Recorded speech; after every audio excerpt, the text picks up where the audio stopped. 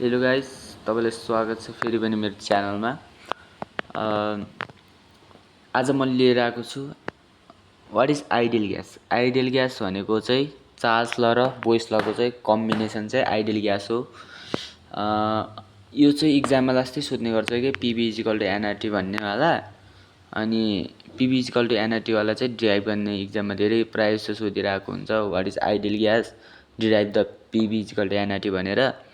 पहिला चाहिँ हामीले के गर्नुपर्छ भने चाहिँ चार्ल्स ल र बोइस ल र चार्ल्स लको चाहिँ हामीले चाहिँ डिफाइन चाहिँ जान्न पर्ने हुन्छ। अब बोइस लले के भन्छ त, एकोर्डिङ टु द बोइस लका अनुसार बोइस लले के भन्छ भने चाहिँ एट कन्स्ट्यान्ट टेम्परेचरले कन्स्ट्यान्ट राख्दाखेरि चाहिँ the volume of a fixed mass of a gas is inversely proportional to the pressure. Boyle's लले चाहिँ टेम्परेचरलाई चाहिँ कन्स्ट्यान्ट राखेर चाहिँ भोल्युम के हुन्छ, inversely proportional to the pressure बढाउँछ चाहिँ भोल्युम घट्छ। जस्तै कि अब भोल्युमलाई घटाउँदाखेरि चाहिँ प्रेसर घट्छ हैन।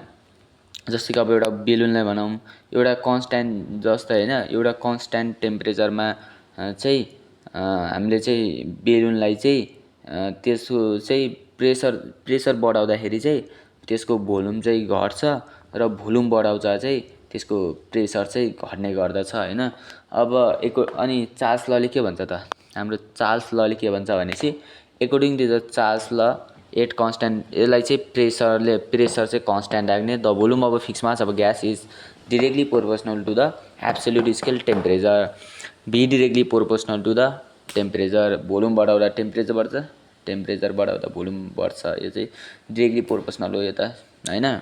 एट कन्स्ट्यान्ट प्रेसर कन्स्ट्यान्ट हुनु पर्यो। यसलाई इक्वेसन आई, यसलाई इक्वेसन डबल आई बनाएको छौँ हैन। अब चाहिँ from equation I and I अब यसलाई र यसलाई लिने, अनि यो V inversely proportional to the T upon P भन्छ। कसरी भयो थाहा होला, भी हैन inversely proportional to the 1 T 1 जा टी भयो, पी को पी नै छ।